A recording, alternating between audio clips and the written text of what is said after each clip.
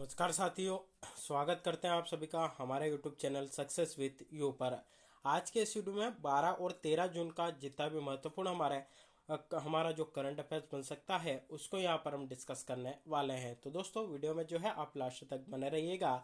साथ ही इस वीडियो की अगर आप पीडीएफ चाहते हैं तो उसके लिए आप हमारा टेलीग्राम ग्रुप ज्वाइन कर सकते हैं। साथ ही हमारी ऐप सक्सेस विथ यू भी आप डाउनलोड कर सकते हैं। इन दोनों की लिंक इस वीडियो के डिस्क्रिप्शन बॉक्स में आपको मिल जाएगी। तो चलिए दोस्तों शुरुआत करते हैं आज के इस वीडियो की। और सबसे पहले यहाँ पर आज के करंट अफेयर्स का पहला क्वेश्चन हम डिस्कस कर लेते हैं। पहला क्वेश्चन हमारा यहाँ पर निकल कर आता है कि हाल ही में किस विधानमंडल से डिजिटल इलेक्ट्रॉनिक्स के लिए दुनिया का पहला राइट टू रिपेयर कानून पारित किया गया है। चार ऑप्शन है, पेरिस, लंदन, न्यूयॉर्क या टोक्यो। तो दोस्तों राइट आंसर आपका यहाँ पर बनता है ऑप्शन सी, न्यूयॉर्क से जो है हाल ही में यह आपका कानून पारित किया गया है। दुनिया का पहला राइट टू रिपेयर कानून आपका पारित हुआ है। क्या है यह कानून, देख लेते हैं इससे जुड़ी संपूर्ण जानकारी। तो डिजिटल इलेक्ट्रॉनिक्स के लिए कानून पारित करने के लिए न्यूयॉर्क राज्य विधायिका दुनिया में सबसे पहले है। यानी कि अगर आपसे पूछा जाए कि दुनिया का पहला राइट टू रिपेयर कानून किस विधानमंडल ने पारित किया है, तो न्यूयॉर्क की जो राज्य विधायिका है उसके द्वारा यहाँ पर पारित किया गया है। दोस्तों आपकी जानकारी के लिए बता दें कि जिस प्रकार हमारे यहाँ स्टेट होते हैं, हमारे यहाँ राज्य होते हैं, उसी प्रकार जो संयुक्त राज्य अमेरिका है वह भी जो है आपका जो हमारा संयुक्त राज्य अमेरिका है वह भी आपका कहीं जो है कई राज्यों में आपका बटा हुआ है। तो इसी प्रकार उसमें से एक राज्य है आपका न्यूयॉर्क और यहाँ वहाँ की जो राज्य विधायिका है उसके द्वारा यहाँ पर दुनिया का पहला राइट टू रिपेयर कानून आपका पारित किया गया है। तो इसमें आप जो है कंफ्यूजन मत होना, क्योंकि जिस प्रकार से हमारे यहाँ स्टेट्स में राज्य विधायिका होती है उसी प्रकार से वहाँ जो हमारा संयुक्त राज्य अमेरिका है, यूएसए है, वहाँ पर भी आपके स्टेट है और स्टेट में वहाँ पर राज्य विधायिका है। तो यहाँ पर आप कंफ्यूजन मत होना। साथ ही डिजिटल इलेक्ट्रॉनिक्स निर्माताओं द्वारा ग्राहकों और स्वतंत्र मरम्मत व्यवसायों के लिए पुर्जे उपकरण, सूचना और सॉफ्टवेयर उपलब्ध कराने के लिए आवश्यक राइट टू रिपेयर आपका बिल होगा। यानी कि अगर कोई से आप कहीं से खरीदते हैं, इलेक्ट्रॉनिक्स का सामान खरीदते हैं, तो उनके लिए उनकी रिपेयर करने के लिए जो है एक यहाँ पर कानून पारित किया गया है और इस कानून का नाम दिया गया आपका राइट टू रिपेयर। यानी कि हमारे पास अधिकार होगा यहाँ पर रिपेयर करवाने का। तो यह भी क्वेश्चन इंपॉर्टेंट हमारे लिए यहाँ पर बन सकता है। अपने खरीदे गए उत्पादों की मरम्मत और नवीनीकरण के लिए ग्राहकों के अधिकार की रक्षा के लिए सरकार के दबाव के बाद फेयर रिपेयर एक्ट अधिनियमित आपका किया गया। तो हमारे लिए ज्यादा इंपॉर्टेंट क्या बनता है कि दुनिया का पहला राइट टू रिपेयर कानून कहाँ पारित किया गया, न्यूयॉर्क में आपका पारित किया गया। और न्यूयॉर्क जो शहर है किस देश के अंतर्गत आता है, तो संयुक्त राज्य अमेरिका के अंतर्गत ही आपका आता है। संयुक्त राज्य अमेरिका की राजधानी क्या है, वाशिंगटन डीसी उसकी राजधानी है। वहां पर मुद्रा कौन सी चलती है, करेंसी कौन सी चलती है, तो डॉलर वहां के मुद्रा है। तो दोस्तों यह आपको यहाँ पर याद रखना है। अगला क्वेश्चन यहाँ पर देखते हैं कि हाल ही में 44वें शतरंज ओलंपियाड के लोगो व शुभंकर का अनावरण क्या है। यह प्रतियोगिता किस राज्य में आयोजित की जाएगी। चार ऑप्शन है दोस्तों, तमिलनाडु, कर्नाटक, महाराष्ट्र या केरल। तो राइट आंसर आपका बनता है ऑप्शन सी। इसका जो आयोजन है मध्य प्रदेश के महाराष्ट्र में आपका किया जाएगा। तो ऑप्शन सी यहाँ पर ऑप्शन में मिस्टेक हो गई है। ऑप्शन ए आपका यहाँ पर राइट आंसर बनता है। तमिलनाडु में जो है इसका आयोजन आपका किया जाएगा। तो तमिलनाडु के मुख्यमंत्री एम के स्टालिन ने 44वें शतरंज ओलंपियाड के लिए लोगो और शुभंकर का अनावरण किया है, जो अगले महीने मामलापुरम में होगा। 28 जुलाई से 10 अगस्त के बीच 180 से अधिक देशों के लगभग 2000 खिलाड़ी अंतर्राष्ट्रीय प्रतियोगिता में भाग लेंगे। तो राइट आंसर हमारा यहाँ पर बनता है 44वें शतरंज ओलंपियाड के लोगो और शुभंकर का अनावरण किसने किया है, तो तमिलनाडु के मुख्यमंत्री एम के स्टालिन के द्वारा इसका अनावरण किया गया है। और यह प्रतियोगिता कहाँ पर आयोजित होगी, तो हमारे भारत देश का एक राज्य है जिसका नाम है तमिलनाडु, वहां पर जो है इसका यह जो प्रतियोगिता है इसका आयोजन आपका किया जाएगा। अगर आपसे पूछा जाए कि तमिलनाडु की राजधानी क्या है, तो चेन्नई जो है आपकी तमिलनाडु की राजधानी है। चलिए दोस्तों अगला क्वेश्चन यहाँ पर देखते हैं कि हाल ही में शेख मोहम्मद बिन जायद अल नहयान को किस देश के राष्ट्रपति बनाया गया है या किस देश के राष्ट्रपति बने हैं। चार ऑप्शन है दोस्तों, ईरान, कजाकिस्तान, संयुक्त अरब अमीरात या इराक। तो राइट आंसर आपका यहाँ पर बनता है ऑप्शन सी, संयुक्त अरब अमीरात यूएई के जो है हाल ही में राष्ट्रपति बने हैं। नाम है इनका शेख मोहम्मद बिन जायद अल नाहयान जो है वर्तमान में आपके यूएई के राष्ट्रपति जो है आपके यहाँ पर बने हैं। देख लेते हैं इनसे जुड़ी जानकारी। तो मोहम्मद बिन जायद अल नाहयान को संयुक्त अरब अमीरात के राष्ट्रपति के रूप में चुना गया है।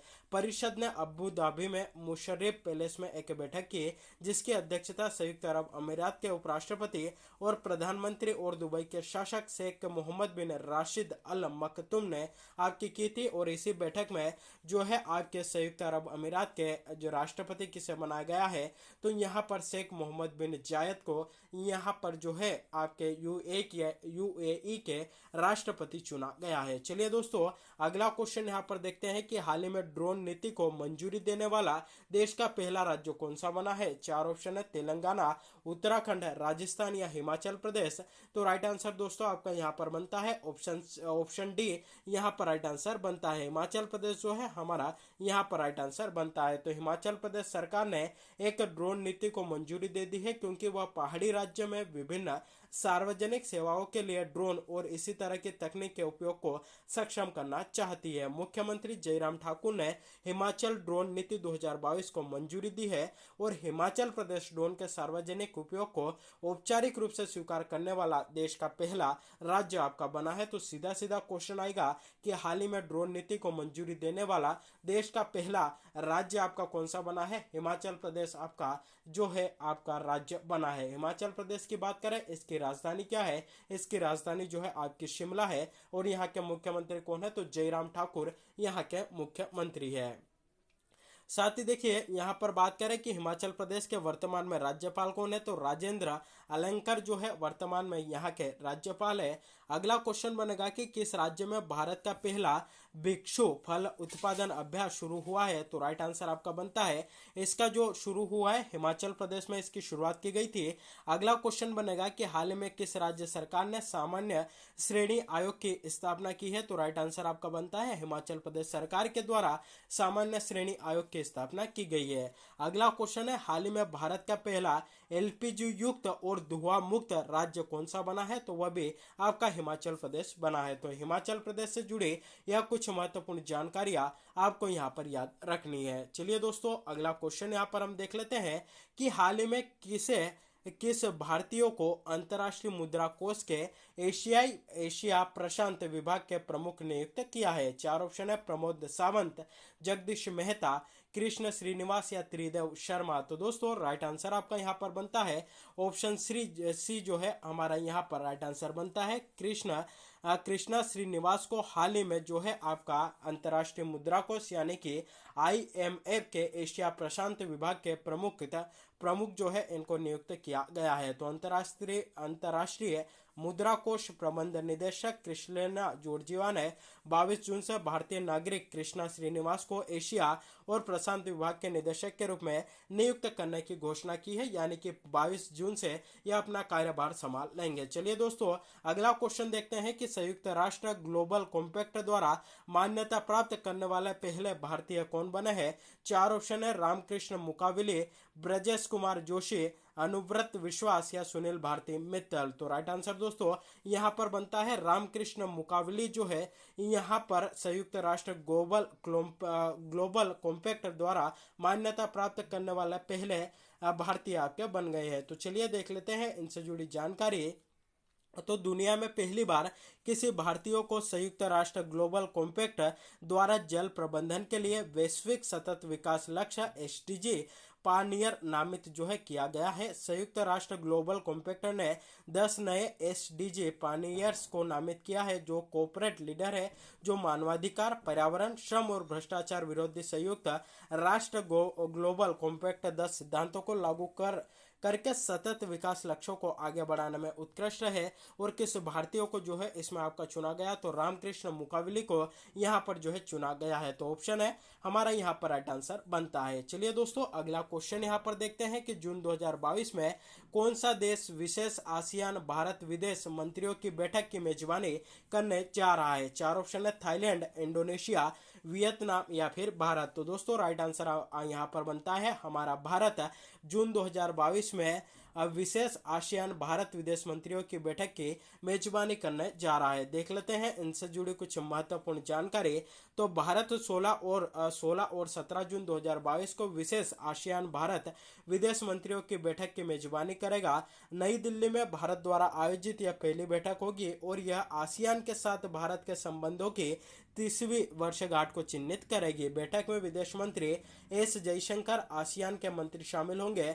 वर्ष 2022 को आसियान भारत मैत्री वर्ष के रूप में नामित आपका यहाँ पर किया गया है। तो यहाँ से भी क्वेश्चन बन सकता है कि आसियान भारत मैत्री वर्ष के रूप में किस वर्ष को नामित किया है। तो राइट आंसर आपका बनता है वर्ष 2022 को। बात आई है यहाँ पर आसियान की, तो इससे जुड़ी कुछ महत्वपूर्ण जानकारी यहाँ पर हम देख लेते हैं। बात करें कि आसियान का फुल फॉर्म क्या बनता है, तो एसोसिएशन ऑफ साउथ ईस्ट एशियाई नेशंस जो है आपका यहाँ पर आसियान का फुल फॉर्म बनता है। आसियान की स्थापना की बात करें तो 8 अगस्त 1967 को इसकी स्थापना होती है। कहाँ पर होती है, तो बैंकॉक थाईलैंड में इसकी स्थापना की जाती है।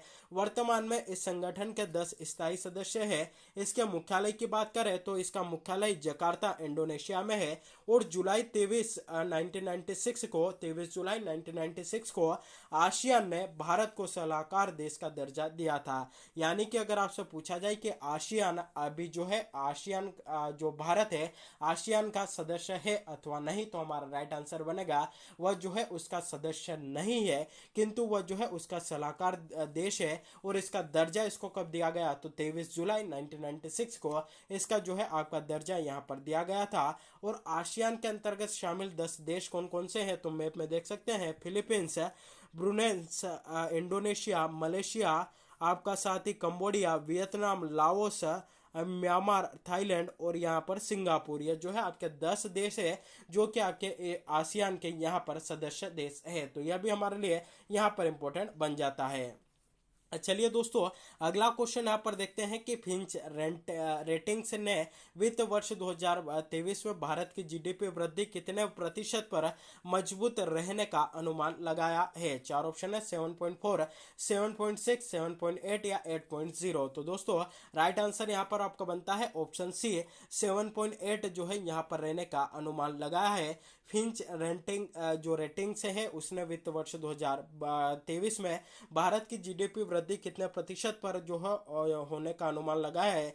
तो राइट आंसर आपका बनता है 7.8% रहने का अनुमान यहाँ पर लगाया है। फिच रेटिंग्स ने भारत की दीर्घकालिक विदेशी मुद्रा जारी करता है और डिफेंस रेटिंग के दृष्टिकोण को ऋणात्मक से स्थिर कर दिया है। फिंच ने वित्त वर्ष 2023 में भारत की जीडीपी वृद्धि 7.8 पर मजबूत रहने का अनुमान लगाया है। यह वैश्विक कीमतों में आए झटकों के कारण मार्च में इसके 8.5% के पूर्वानुमान से कम का संशोधन यहाँ पर किया है। तो देखिए फिंच ने यहाँ पर कितनी बताई, तो इसने 7.8 जो है यहाँ पर बताई है। और हाल ही में परसों के वीडियो में जो है हमने यहाँ पर पढ़ा था कि जो वर्ल्ड बैंक है उसके द्वारा कितनी जो है अनुमान लगाया गया, तो 7.5 यहाँ पर वर्ल्ड बैंक के द्वारा आपका लगाया गया। तो इन दोनों की रेटिंग्स जो है हमें यहाँ पर याद रखनी है। चलिए दोस्तों पिछले वीडियो का करंट अफेयर्स जो है यहाँ पर हम डिस्कस कर लेते हैं। पहला क्वेश्चन दोस्तों निकल कर आता है कि संयुक्त राष्ट्र ने संकट के बीच श्रीलंका को कितने मिलियन डॉलर की मानवीय सहायता प्रदान करने की योजना बनाई है। चार ऑप्शन है 52 मिलियन डॉलर,